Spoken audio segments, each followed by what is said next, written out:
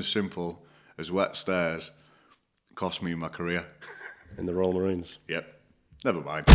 Various other horrible things which make you feel sick and make noises that grown men shouldn't make. Poo and pipes. What else is there to say about it? Poo, pipes and robots. Well, hey, that's a podcast, isn't it? That's a podcast title right there. On this episode of The Engaging Marketeer, I am joined by that fencing bloke, and soon to be that different bloke, I believe. A bit of everything bloke, I think. A bit of everything bloke, Ash Poole. Ash, pleasure to have you here. Thanks for having me. So what was the whole basis behind the whole bloke branding? Basically, right or wrong, I'm a bloke. I identify You are a as bloke. Yeah, I can confirm you are a bloke. I identify as a bloke. Right. We work outside. We do bits and bobs. You know, we do the fencing. I've always been known for doing really high-end fencing.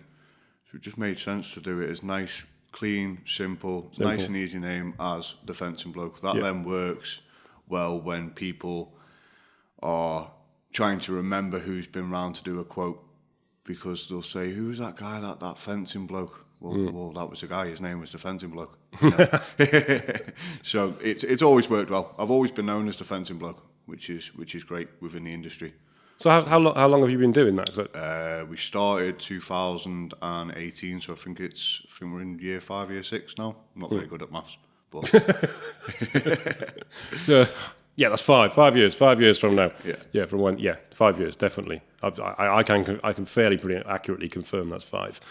So what were you doing before you started as the fencing bloke? Really varied, to be fair. I left school. Long story short, was always taught. It's like one of them stories that you hear. I was always told I'd never amount to being anything, and then I turned over billions of pounds. Well, I'm not at the billions of pounds. I was going to ask, are you turning over the billions of pounds? It'd be nice. Yeah. It'd be nice, but no, not yet. Nowhere near. In school, was always told not going to amount to nothing. I've got learning difficulties, which makes it difficult for me to read and write. So I'm dyslexic, and I've also got something called Early syndrome, which basically means that my brain doesn't process what I'm seeing properly. So whereas most people see in 3D, I only see in 2D. But Really? It's never been a problem because I'm used to it. I was born with it. It's always been the same. So it is what it is. That then inside my mind went from I'm never going to amount to nothing to I'm going to show you that I will amount to something. So when I was looking for a career or something to do, it was always what's really hard, and I looked into many different things. I originally wanted to be a pilot, but as I've just detailed, I'm not very good at maths, and you need to be quite good at maths to fly jet fighters. And you probably need to be able to see in 3D. Probably, yeah. Yeah. So there's a couple of things that were no on the tick list. Otherwise, you'd have been right in there. Maverick. Yeah. I don't look very good in aviators, though, unfortunately. But, you know, Oh, well. Never mind. That's the leather kill- jacket, that's the leather killer. jacket, and motorcycle, yeah, fair enough, but not the aviators. So I started looking at different things. As I say, started out by looking at being a pilot. That was a no-go. So I started looking at what else can I do that's really hard. So I looked at the Royal Marines. Left school, joined the Royal Marines. Unfortunately, got a prolapse disc in my back. So I had to come out. Didn't get anywhere near as far as I wanted to go. Didn't go on any tours or anything like that, but still had the hunger to want to be elite at something. That then went into other bits and bobs, went into close protection. So I was looking after people, assets, driving for people. That was always working away. Didn't really want to work away, so I ended up coming home. Went and worked as a sewer relining technician, which was quite fun. Sewer relining? Sewer relining technician, for a very well-respected company in the UK. That was, you know what, actually, down in sewage, it doesn't actually stink. Does it not? Just going off a little bit off subject here. Yeah. If people are having a shower, you know what shower gel they're using? Because it goes down the sewers. Are you able to go underneath certain houses and you could smell what's coming through? Depending, yeah. So Oh, Mrs. Thomas at number 36. She's on the Radox again. Imperial leather. Imperial leather. Could be. It's all got to be Imperial leather. But yeah, you can tell what people are using, what products people are using. That's frightening. And then every now and again, a floater does go past you, which is a bit rubbish. But, you know, it is what it is. Pros and cons. As the saying goes, pros and cons. So what you're saying is, if there's any stalkers out there that want to properly stalk somebody, then get a job in sewage. Yeah. And you'll know their daily habits and routines. Definitely, 100%. What times, what times they're doing, what they do, what products they use to clean themselves. Yeah. So that's an important takeaway. It's an important tip. Yeah. So done that for a while. Going back to subject, done that for a while. Then, again, that was working away, so looked at work that was working from home. Came home, was working as a chef. You got from sewage to chef? Yeah. I did have a wash in between, which was nice. Yeah, it's important. Yeah. Working as a chef, working really hard. Always looked at wanting to create something beautiful for people to enjoy and appreciate. Food was a good way to do that. Yeah. So I worked in various restaurants around the northwest, making nice food and making people happy. Because people are happy when you've got food. That's what it's about. Yeah. And then the final piece of the puzzle was I had £2,500 left in my bank account, and I was sick of working inside. I was sick of being a chef. It's extremely hard being a chef. Extremely long hours, extremely hard work. Do you know, for someone who's been in the Marines and who's worked in sewage, you're saying being a chef is the hard bit? Probably harder, yeah. Wow. Yeah, probably harder. Yeah. Wow. There's some chefs listening to this going, I fucking knew it. Yeah. Huge shout out to chefs. They're amazing. Absolutely amazing. And But yeah, decided that I didn't want to do that anymore. Wanted to go back to working outside, so I had £2,500 in my bank account. I spent it all on timber. It's timber, by the way, not wood.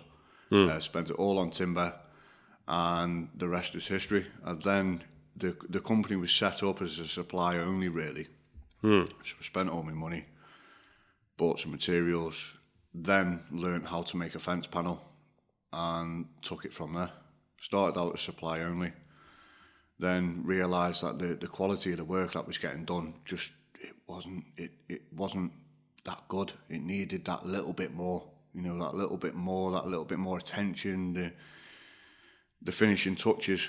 And I thought, well, people are getting paid and they're doing substandard work. Surely I can do a better job than that. So then I started looking at how to install. So we went from supply only to supply and install. Now we're one of the better known names in the area for supplying great quality fencing to residential, commercial clients, which is great. That's quite a journey you've had there. Yep. How the diagnosis you've got, the 3D thing, what did you say that was called? Erling syndrome. Erling, yeah. Erling syndrome. How old were you when you were diagnosed with that? I was in college, so when I was in school, I was always classed as being naughty because my attention span isn't very good. If I'm not interested in something, then I tend to not really pay attention to it. So school, I was always classed as that naughty kid. Well, I wasn't really naughty. It was just I wasn't interested because I didn't really understand how to do it because I couldn't read the text, for example, with the dyslexia side of things. When I went to college, I'd done mechanics for a while at college, and one of the tutors was writing on the whiteboard with red pen. And I said to the tutor, any chance you can write in a different colour? And he says, why? I says, I can't see the red pen because I struggled to see red writing. Right. So when I was getting told off in school and they were saying, marking your work, saying fail in red pen, I didn't see it, so I thought I was doing great, but it wasn't really. So then he said, I want to get you screened for something called Erling syndrome. I said, what's that? Never heard of it. And he said, basically, we'll get you screened, we'll send you off to a specialist. They'll be able to help. So I went to see this lady, really, really nice lady. And she realised that something as simple as putting a piece of blue plastic over text stop the text moving around on the page, which is what I was seeing. So that's when I was diagnosed with having Erling syndrome. I was then sent away with these blue overlays, and because I'd been classed as having a learning difficulty, as it were, I was then allowed extra time in college to do tests, and I was also allowed help. So I had a lady that used to sit with me in my lessons, and rather than me just going, I can't do it, and that's it, I can't see the text or I don't know what anything means, I would simply say to her, what does that say? And she'd tell me what it says. And I'd say, what does that mean? And she'd tell me what it means. And I'd say, okay, fair enough. And then I carry on with my work. So something as simple as that, something very small and very inexpensive can literally change someone's life. Yeah. You know, and it turned out I didn't need extra time on tests. I was still finishing in time with everybody else. But I had that little bit of backup of, what does that say? It wasn't, what's the answer to that question? It was, what does that say and what does it mean? So before you were diagnosed then, when you were considered naughty, had you worried that maybe you weren't as smart as other kids, or you had a different sort of problem? No, I think it's like with many other people. You can either sit down and think, well, I'm not going to succeed at this, so what's the point? Or you can have the mentality of, I will make this work and I will become the very best at whatever I do. Yeah. And that's what I've always aimed for. Like I said before, I've always wanted to be elite at something. I've always wanted to be the absolute top notch at something. Yeah. No matter what it is. And that's what I aim for. Whether I get there or not is a completely different story, but that's what I aim for.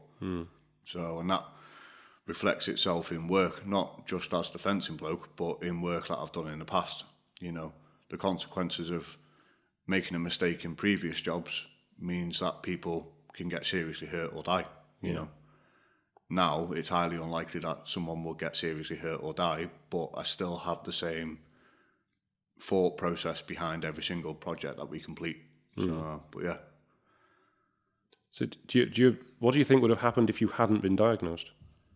I'd probably still carry on the way that I was, but just not have the help and have the qualifications that I got in college, have the qualifications that I had in college.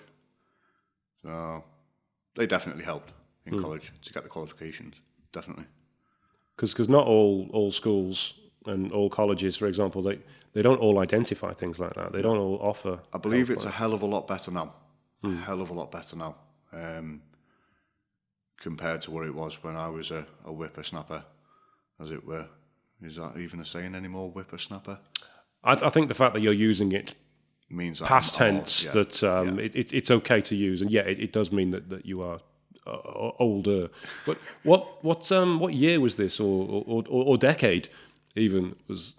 When was I in school? You're asking stuff about numbers again. I know. You're asking stuff about numbers again. Okay, what football team was top of the league? Or who was probably Manchester United. Just saying. Right, so it would have been probably wasn't Liverpool. 90s or 2000s then, mate.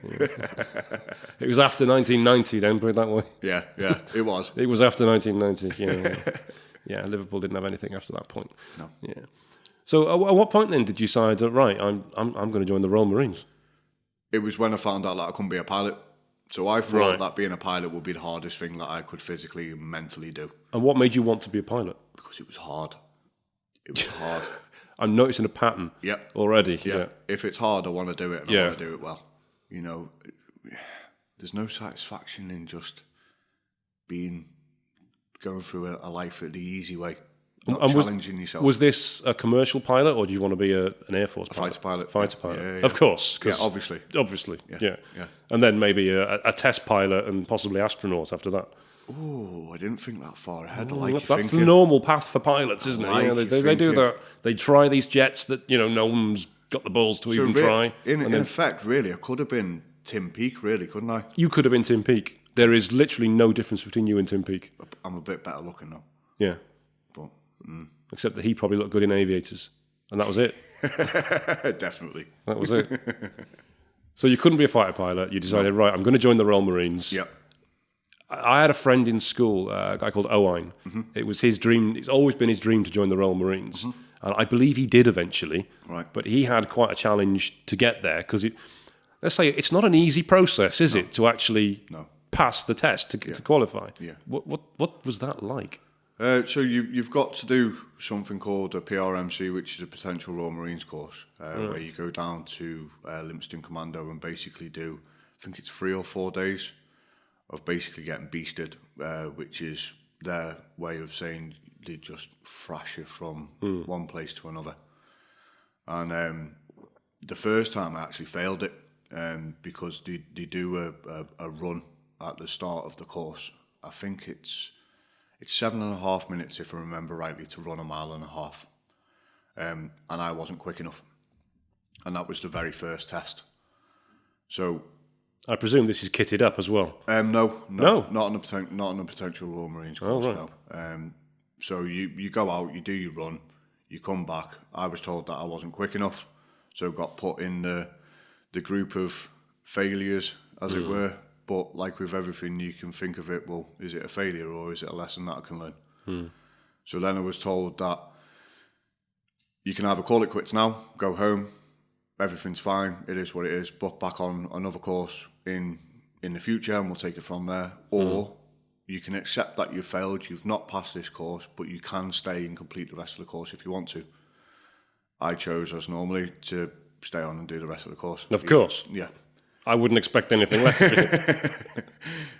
So then you get beasted in the gym, so it's like press-ups, sit-ups in a certain amount of time, bleep tests, pull-ups, and then various other horrible things which make you feel sick and make noises that grown men shouldn't make, and so on and so forth. And then you do bottom field, which is basically the assault course. Right.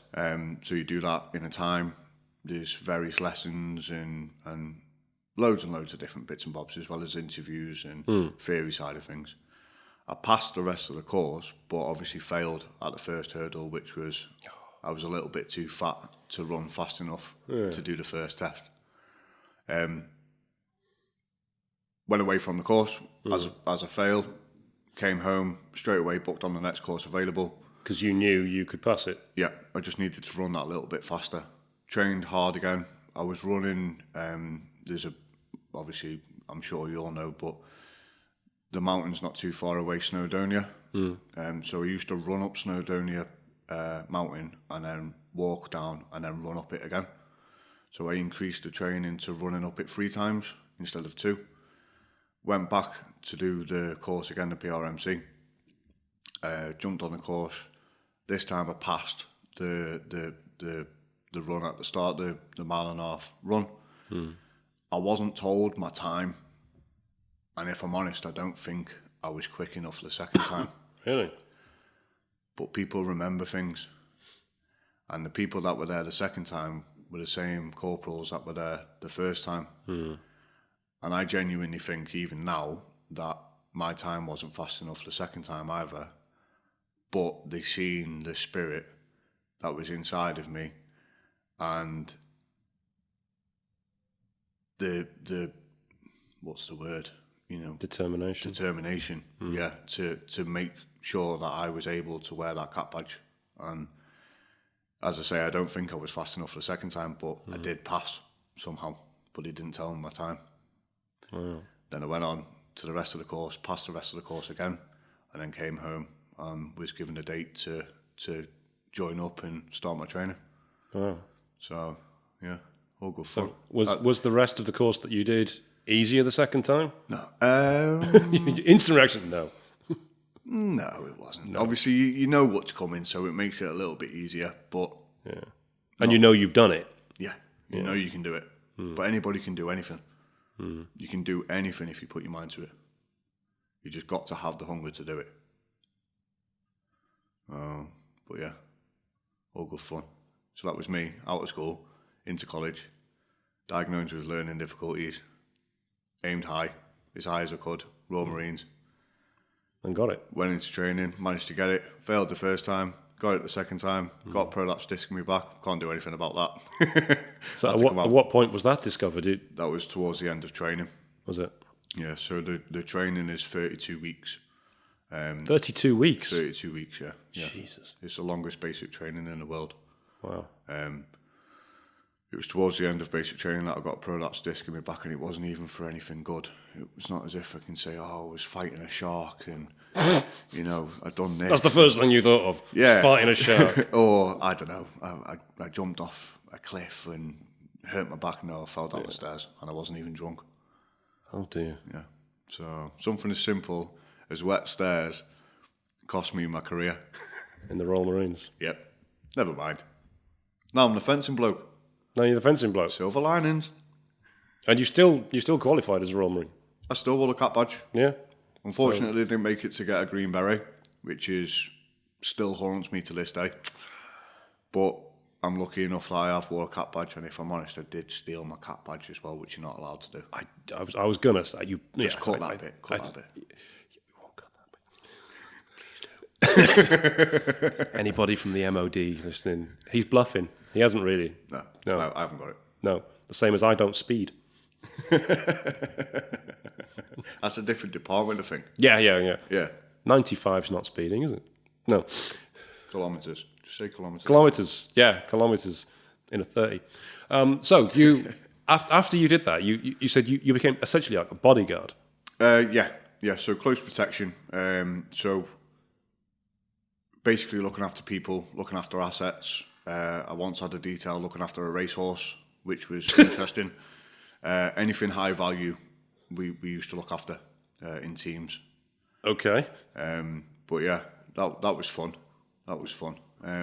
Sometimes, like you say, you'd be looking after extremely expensive materials. And other times you might be looking after a person, or you might be looking after a family, or you might be looking after a racehorse. A racehorse? A racehorse. Well, I'm guessing it was a racehorse. We didn't know. But I realised it was a horse when I got there, but we didn't know it was a racehorse or not. But I'm pretty sure it was. Probably a racehorse. Pretty sure it was. Yeah, unless it's somebody's really expensive pony. Yeah. But Yeah. So did you look after anybody that we might have heard of, or are you not allowed to tell us? I don't know if I'm allowed to tell you. You're not allowed to tell us? I actually don't know if I'm allowed to tell you, because it's been a while, to be fair, so I probably could tell you, but I don't know. But you're not sure? I'm not sure, so I better not. You're not sure. Okay, were any sort of fields? Are we talking acting? Are we talking footballers? Are we talking Yeah, so it just basically, in the nicest way possible, whoever could afford you. So it might not be a footballer, but it might be a footballer's family, for example. Or it could be a property tycoon somewhere, and you're looking after them and their family. Or it might be an event.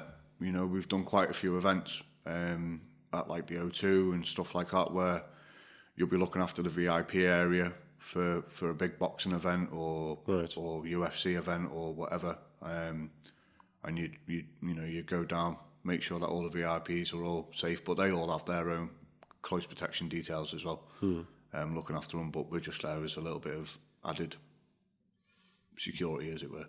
And the obvious question: did anything kick off while you were doing it? No, because we were quite good at our job. So it's more sort of deterrent rather than... Believe it or not, if anything kicks off, you leg it. Not on your own, with your client. With your leg client, it. You try and get your client as far away from trouble as quick as humanly possible. So you don't stand there and try and confront it head on if you can help it. Sometimes you have to, but most of the time it's just, let's go, quick. But if you've done your job properly, you'll be able to see that there's a problem that's going to happen before it even happens. Yeah. So, but it's all down to planning, recce's, making sure that escape places for different bits and bobs. Your routes. If a client wants to go to a restaurant, you'll go to the restaurant beforehand. Make sure that you find out the floor plan, exit routes, fire doors, so on and so forth. Wow. Yeah. The fancier places already have that for you. Do they? Yeah, they do, yeah. They have it in advance, so they can just email it over to you. You go to the front desk of the fancier places and they don't even ask who they are, they just give you a folder. Because they know who you are. That's awesome. Yeah, but yeah, it's cool. And did the training for the Royal Marines come in handy for that? I presume it did. Yeah, I suppose different parts of it. Not so much the fitness side of things, but, presenting yourself. Obviously, as a Royal Marine, you've got to make sure everything's perfectly presented, folded up properly, ironed, so on and so forth. That translates into the CP world because you need to look after your kit. I only done UK-based stuff, I didn't do overseas, but there's guys overseas that if you're wearing the same pair of undies for a week, you're going to start getting problems, depending on the climate that you're in.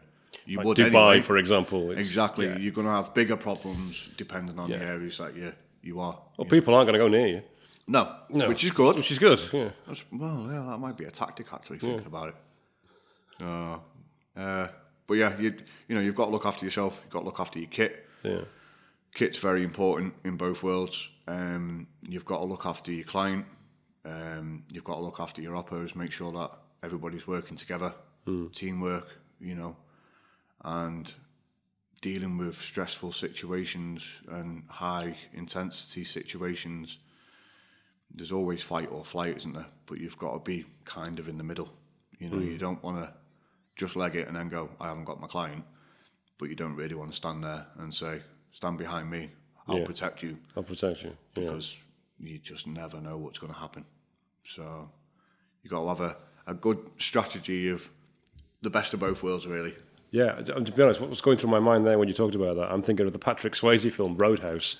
Oh, I don't think I've seen that. Have you not seen that? I don't think I've seen that. No, I don't know why it's relevant. It's probably very insulting to compare it to your industry. But he was a cooler, a bouncer. Right.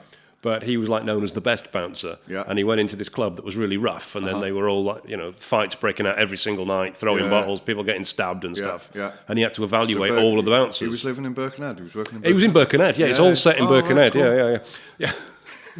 Might have to cut that bit. No, I've got into trouble for insulting Birkenhead before. It's absolutely fine. We've got property in Birkenhead. We love Birkenhead. I like Birkenhead. I do like Birkenhead. It's great. It is. There's some nice areas. I mean, the park's beautiful. Yeah.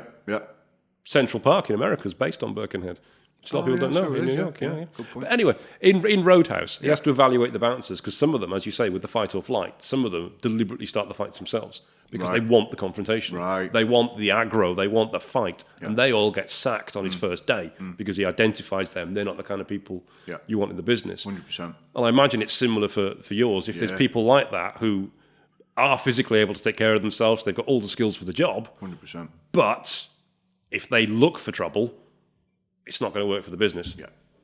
You're causing problems that don't need to be a problem. So yeah, completely agree with that. Completely agree.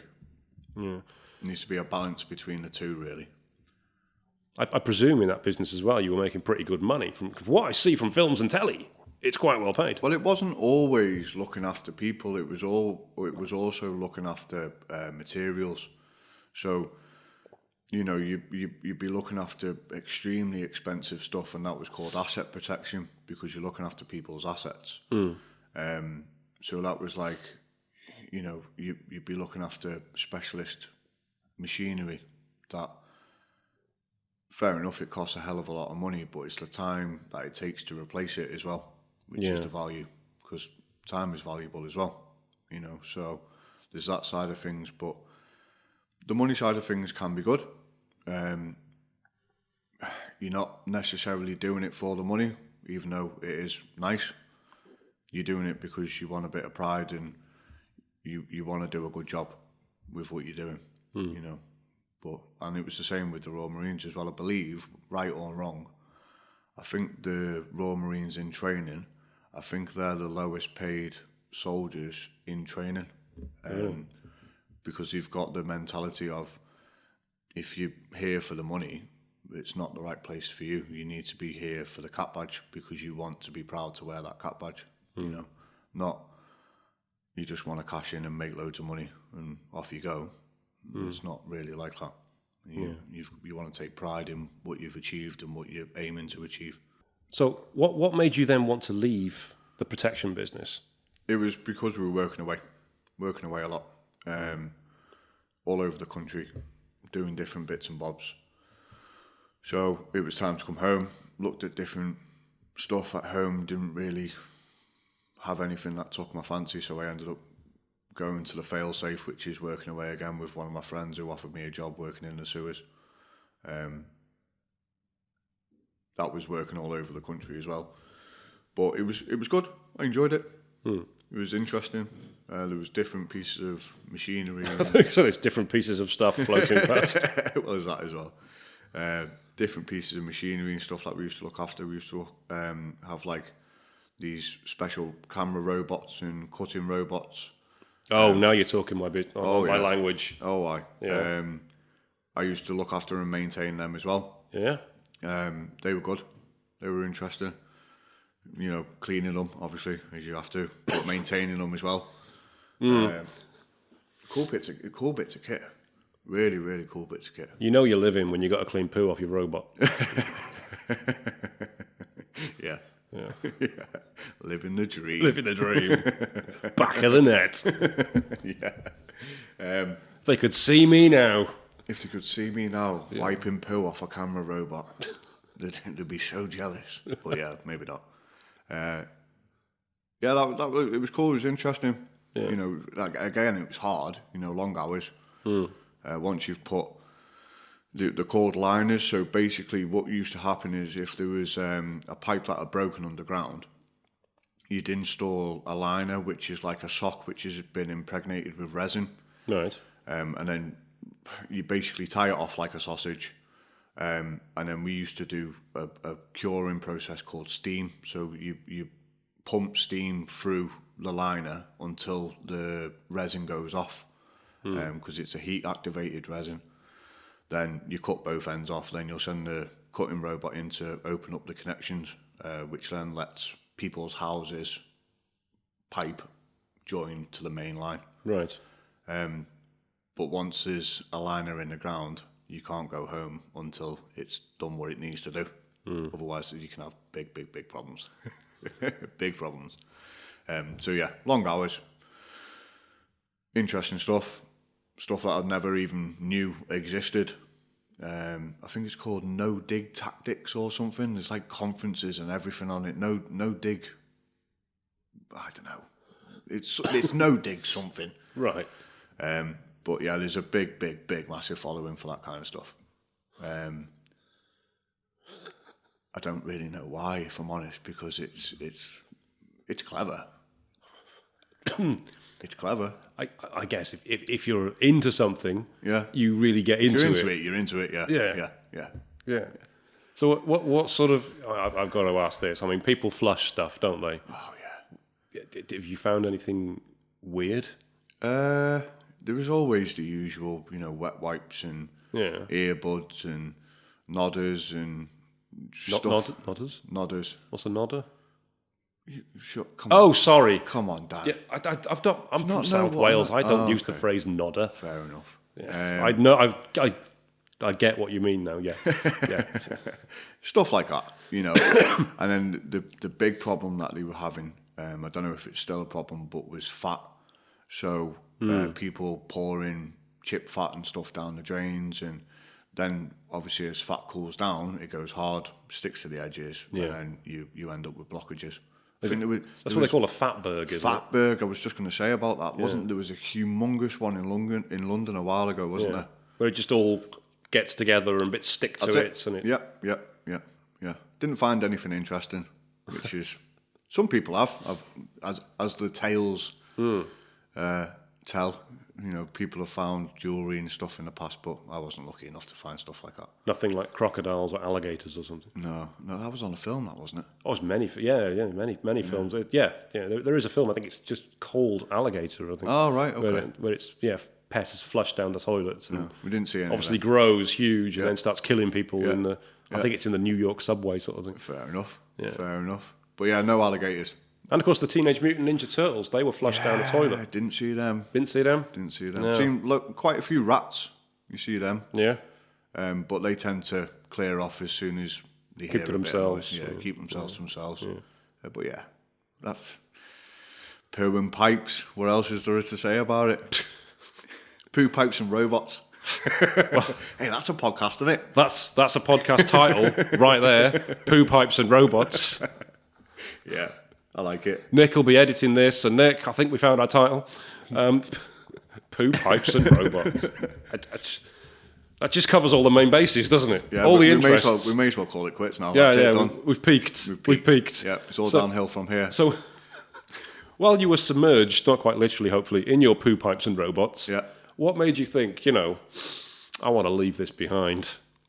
You know what? It wasn't because of the poo pipes and robots. It wasn't. Well, no, obviously. It's the same as last time, working away. Working away. So you left the protection business because you were working away, and then you went into the poo pipes and robots, but still working away. Yeah, because I was looking for stuff around here. There wasn't anything that tickled my fancy. So was this all over the UK? Yeah. Nothing really that tickled my fancy, so I went and played with poo pipes and robots for a bit. Got stuck with that. Wanted to come home again. Came home, and then that's when I went into chefing. And I enjoyed that for a long time. Did you have qualifications in chefing at all? No. Did you tell them you had qualifications in chefing? Nope. Oh, yeah, I can do it. Yeah. No. It wasn't one of them when you lie on your CV. Right. It was a case of, can I have a go? This is what I've done before, and I work really hard. And they went, to be honest, they were probably just desperate and thought, we'll take anyone. Yeah, go on, we'll try this guy. And I worked really hard. Enjoyed it. Did enjoy it. But again, it's so hard being a chef, honestly. It's so hard. Long hours, constant pressure. It can be the middle of the winter and you're beyond the cook line as a chef and it's unbelievably hot.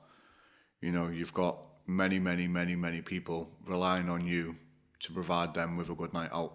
And sometimes it doesn't work, What sort of kitchen were you in? We just use any kitchen, really. I've done pubs, I've done restaurants. Oh, so you were travelling around, you weren't in a particular restaurant? Yeah, it was all in the Northwest. But I worked for a couple of different places. Some was like just really basic stuff. Some was quite nice stuff, But as I say, there's only so long someone who's worked outside all their life can work inside before they go, I kind of want to go outside again. So for the chefing, it wasn't because I was sick of working away. It's because I was sick of working inside. That's why I stopped doing that. And what was your favourite thing to cook? I used to like doing desserts. Oh yeah, not eating them, believe it or not. No, really. I'm not massively into. So you desserts. Like making desserts, but not eating them. You make them look pretty. Oh, fantastic! I like you even more now. Yeah. What sort of cheesecake is your favourite? Now, do I go boring and say vanilla? Well, the old New York cheesecake. New York cheesecake, or do well, you can make any cheesecake, really, can't you? Yeah, but what did you like? What? It doesn't have to be. What's your favourite dessert? What did you like to make? What I like to make? Yeah. Like pastries. Pastries are quite nice. Oh, really? Yeah. Oh, wow. Yeah. You make them look pretty again. So can you still do that now? Yeah. Yeah. I bet you're popular. Well, I don't. But it's the same as with other things. I'm sure. I don't know. There'll be a plasterer listening, and his kitchen needs plastering, but he's too busy making sure that everybody else's kitchen looks fantastic to do his own. Yeah. The same as when I was a chef, I lived on beans on toast because I didn't want to cook fancy food when I got home. Yeah. And now, specialising in transforming outside spaces, you want to see my back garden. Yeah. My wife, she's not happy with it. She's not happy, no. It's one of them, I say to her, I know it needs doing. You don't have to remind me every 6 months. I know it needs doing. Yeah, you're right. If a man says he's going to do something, it'll get done. He's going to do it. At some point. Stop reminding him every 6 months. Yeah, definitely. Exactly. Definitely. If he's going to pick that up off the floor, he's going to get it. It might take 18 months, it might take 2 years, but he will pick it up. At some point. At some point. Yeah. But yeah, like I say, now, when I was a chef, I didn't really want to make fancy food when I got home, so I just have a microwave meal or beans on toast. I'll be honest, the builders I've known as well, their houses are always in a various stage of repair because they don't do it. They do other people's, they do paid work first. To make sure that everybody else is happy before yourself. Yeah. And they've always got their missus going, you're a fucking builder. When are you going to Why am I living like this? Yeah. That's it. That's the same in my house. My back garden's probably about 50% done. Yeah. And it's been like that for about a year. Yeah. It's the same in our industry, to be honest with you, with web designers. Yeah. Often their websites, they don't revisit. They don't do. Quite a lot of web design companies, their website has a holding page on it because they're meaning to get to it, but they're just doing client stuff first. Yeah. So yeah, it is quite common. Yeah. I wonder if that's across the board with pretty much everything. You know, the laundrettes walk around in dirty clothes. Dirty clothes, yeah. Yeah. Interesting. Electricians have no power at home. Well, I don't know if they can afford it now. Mind That's you, Sparkies, no Sparkies out. Oh yeah, they're minted, aren't they? Yeah. Dave Bundy in RB&I, he's got more gold on him than Mr. T. All of it. Yeah. All of it. He's got all of the money in. He just jangles when he walks. Yeah. That's it. That's how you know he's coming. Yeah. He's like one of them Ring doorbells. It is. You can hear him. Yeah. And then he just appears. Yeah. He owns a racehorse as well. Does he? Yeah. Oh yeah. Of course he does. Yeah. Flipping heck. Well, there's money in electric. Because he's a Sparky. Sparky. Yeah. Yeah. What other trades can we apply that to? Might be something. We might be onto something here. We might not. Decorators. Yeah. Oh, that's a good. They're not going to come home and decorate, are they? No. Yeah. Oh well. Never mind, eh? So trades. You decided that fencing. Yeah. And timber, not wood. Yeah. Why is it timber, not wood? Oh, it's a long story. Oh, go on. It's too long. It's too long. But yeah. When you buy pieces of wood, right, as it were, buy pieces of wood. Actually, it's timber basically. Okay. So like timber merchants, you know. What's the difference? It's a long story. We don't need to go into it. I'll end up going off on one. I've done well so far. I haven't swore yet. You haven't, no.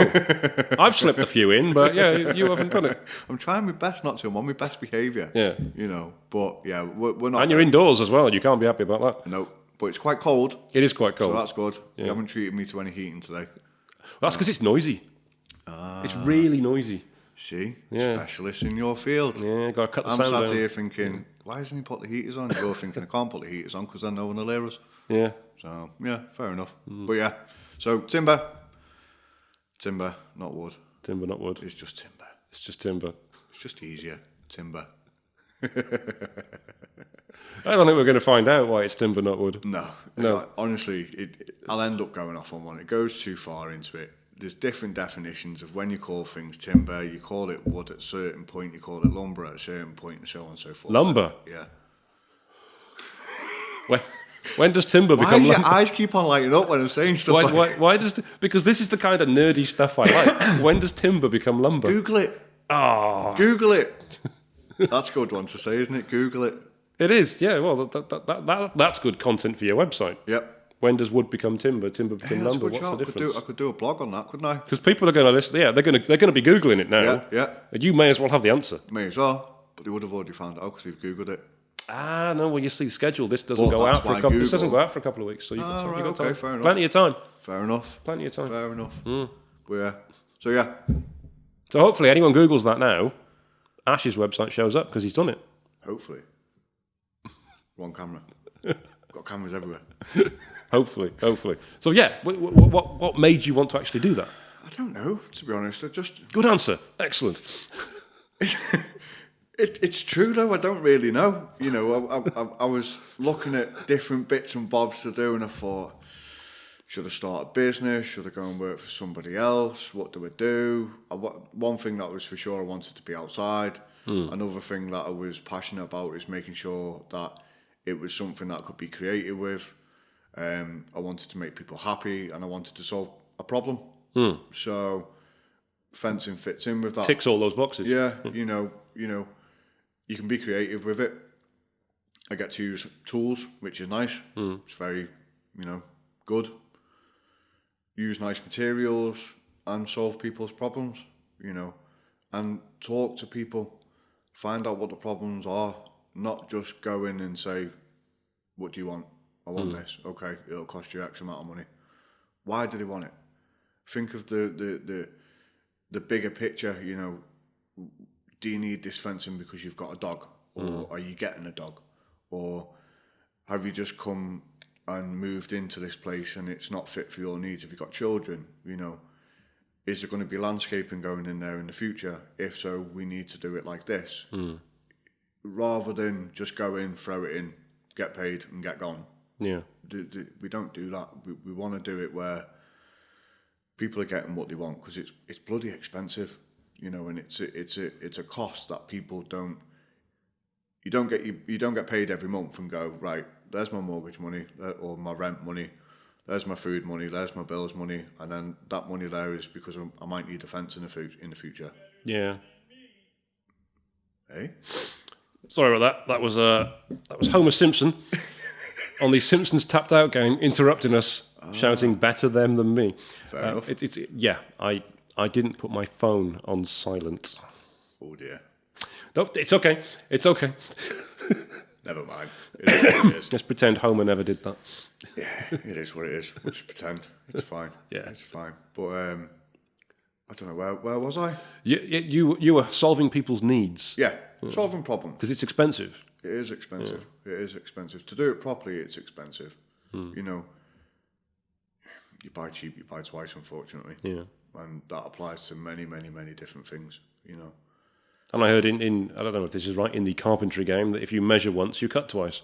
If you measure twice, you cut once. Yeah. Measure 3 times, you definitely only need to cut once. Yeah. Assuming all the measurements are the same. Yeah. Got 3 different measurements. Yeah. Oh shit. Yeah, start again. I'll go somewhere in the middle. I'm sure it'll be fine. Yeah. But yeah, it's it's nice. It's nice to meet people, talk to people. I have good relationships with people, clients that we done work for 3 or 4 years ago. They're still messaging now and commenting on social media posts and calling us back to do additional work. Luckily, in all the time we've been going, we've only had one project where there was a problem after we'd completed the work, and that was due to one of the storms. I don't know which one, but one of the bigger ones. Managed to snap a post. Wow. But that wasn't necessarily because of the way that we'd installed it. It was because the post had a defect that we didn't see. Right. But the aftercare with that is we just go and replace it. Rather than moaning and, we'll do it when we can and so on and so forth. We just go and we just fix it, fix the problem, But yeah, it's nice. I meet a lot of nice people, really nice people. I've met some pain in the bums, but the nice people, far, far, far more of them than the pain in the backside. Yeah. And you get it, don't you? You get the odd pain in the backside every now and again, but it doesn't matter because we've got loads and loads and loads of people that do appreciate what we've done and then ask us to come back to do more work, and ask us to do additional work of, can you do some paving? Yeah, we can. Can you install a garden room for us? Yeah, we can. So now this year we're trying to mix it up a little bit and actually advertise that we do other stuff as well. Not just the fencing, even though I've always been known as the Fencing Bloke. We're now trying to broaden our offering into other bits and bobs. So now we're basically saying that if it's outside, we can do it, that's both commercially and residential as well. And we're trying to specialise in transforming outside spaces. How do you like that one? Specialise in transforming outside space. It's got the word transforming in it, so yeah, I'm all for that. Like that. I like that. Yeah. I like that. Yeah. So the garden rooms, the cabins. Yeah. In effect, yeah. That's a huge thing at the moment, and has been a huge thing, I think, since just before lockdown. I believe so, yeah. Because we had a cabin installed in our garden back in 2017, 2018, space, something like that. It's more usable space. Particularly in our country, where the garden is only really usable for about 4 or 5 months out of the year, whereas a cabin makes it usable 12 months out of the year. 100%, yeah. They're great, they can be used as an office, they can be used as a playroom, a spare, entertainment space.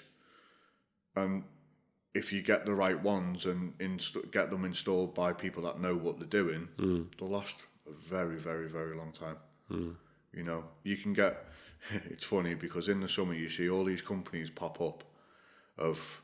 I don't know, ABCD fencing and Dave and his mates fencing and blah, blah, blah, this and cabin this and so on and so forth. and you see some of the work that they put on, and you think, Jesus Christ. Yeah. But then there's good companies. There's lots and lots of good companies, that do a good job, which is great. But then, like you say, with the garden rooms and cabins and so on and so forth, it brings a new area of space that you can use for different things, which is great. Solving people's problems. Rather than buy a house, just put an extra room in your garden.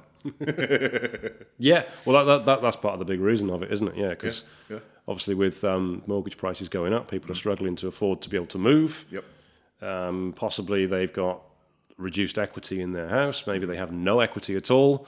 And if they have to get more space, then they can either extend up into the loft, or they can go out into the garden.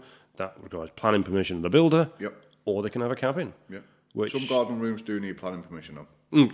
Yeah, it's a height, isn't it? And proximity to border. That's it. But we've got specialists that we work alongside for planning permission as well. So it's, again, listening to a client's needs. Going to a property and just going, yeah, you can have one, and then 6 months later someone moans about it and you have to take it down.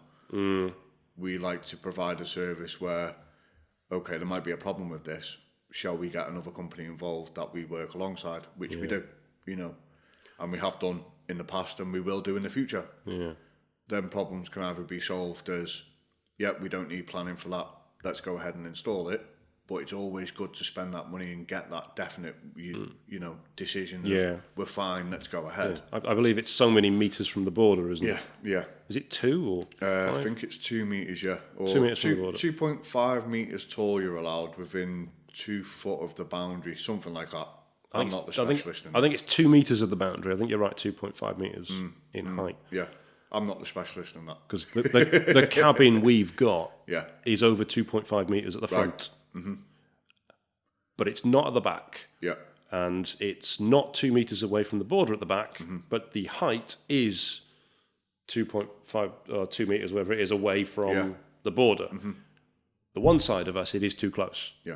But the neighbour's fine with it. That's fine. We asked her about it. That's cool. Yeah, that's fine. And we've even had CCTV installed to protect the back door. Oh, great. And we had to check with her on this as well, because it shows her back door in her property. Yeah. And she was cool with that because it provides her with security as well. Yeah, 100%. So long as you're cool with your neighbours, there's not a problem. Yeah.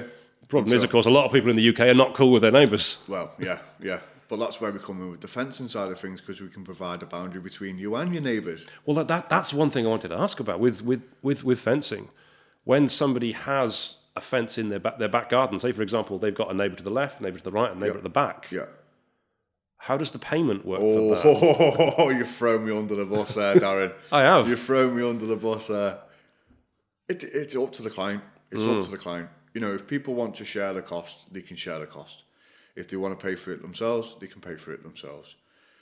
I've had many discussions in the past with many clients of, I want this, but next door wants this. Yeah. Just put the fencing on the inside of the fencing then. There's ways around it, which might be the right way to do it or might be the wrong way to do it. I advise on both ways, and whatever the client decides, it's up to them. But we also offer stuff that's neighbour friendly as well. So we've got options that look the same on both sides. So there's no good side and bad side, and I'm not paying because I'm getting the bad side, or I shouldn't have to pay as much because I'm getting the worst side of the fence, and you can both have the same. Don't get me wrong, it costs a little bit more, but it's double the amount of materials, or there's a lot more time that goes into making that style of fencing. So there is options that can, look after everyone. It doesn't always work, if I'm honest, but there is options. There is options there. Yeah. But border disputes. Border disputes. We've had people. TV programs about it. Yeah. But also as well, talk to your neighbours about what's happening, even if you get on with them or not.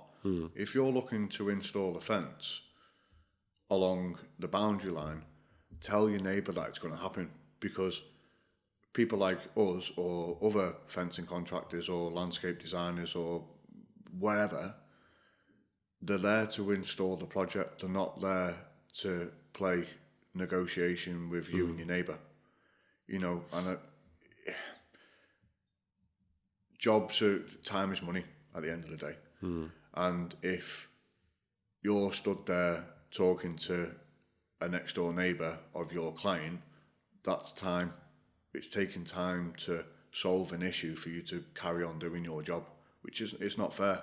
You know, for a simple conversation of either poking your head over the fence and saying, guess what, this is coming out next week and we're getting a new one, or going around and speaking to them nicely and saying, just to let you know, can solve so many problems. You know, and stops a headache for the contractor and also stops a headache for you. That's when people do fall out with the neighbours who normally would have got on really well. You know, just a little bit of communication. Usually works well, usually. So yeah, there's a little free tip for you. How to keep your neighbours happy. Just talk to them. It's the same in all businesses, really. If you communicate with the client or the customer so they know what's going on, they'll be happy about it. Yeah. You know, if you let them know there's a delay with this, it's going to be this point, then they're happy about it. Yeah. It's when you don't communicate. It's the real world. And they start to worry and they have to chase it. That's when things go wrong. It's the real world. You know, things happen. Delays happen. Materials don't turn up, or I don't know. In your world, maybe software hasn't been delivered on time, or I don't know. I'm not a techie guy. You know, I work with my hands. You know. Yeah, software tends to arrive like that because you download it. Yeah, it's a good point. Actually, it's a good point. Yeah. Depending on what speed internet you've got, is that still a thing or not? That can be a thing. Yeah. Is it still a thing? That can be a thing. Yeah. Yeah. Remember when you used to have to put a hamster in it, and it, you know, eventually, if you were lucky, you'd get the web page that you were looking for, but it just load bit by bit. Just go make yourself a cup of tea, come back, and eventually it'll have loaded, and then you realise it's the wrong page. Yep, and then you got to start again. Yeah. But yeah, communication across any industry is really important. It's key. Yeah. You know, just let people know what's going on, why the delays are happening. Speak to them. You know, what's the worst that can happen? No, that's a valid tip for all businesses, as you say. Believe it or not, we are actually coming to the end here. Are we? We are actually coming to the end here. So as a final question, if somebody wants to get in touch with you, whether that's to just have a chat with you, maybe work a podcasts with you, for example. I'm sure you're open to do more of these. I've not frightened you off. No, not frightened you off. Or if they want to work with you for a fence or for a garden structure, garden building, or if maybe there's some landlords or letting agents out there that want to get in touch with you, what's the best way they can do that? So the best way to get in touch with us is either head over to one of our websites. At the moment, other ones are in development, but we've got one live, which is thefencingbloke.co.uk. You could either send us an email, which is info@thefencingblokeuk.co.uk, or you could give us a call on 0330 175 6196. Okay, excellent. And I will put those details below the podcast as well. Perfect. So anyone watching this on YouTube, for example, it's right below the video. Anybody listening to this on Spotify or Audible or Apple or something, then it'll be in the description below it as well. So you've got Ash's details there. Great. So, Ash, thanks very much for coming in. Thanks for having Apologies, me. it's a bit cold, but you like the outdoors, I don't mind. That's why I did it for you. I don't mind. Honestly, it's been a pleasure listening to you because you've got some fantastic stories. Yep. You really have. Oh, yeah. So thank you. Thank you very much.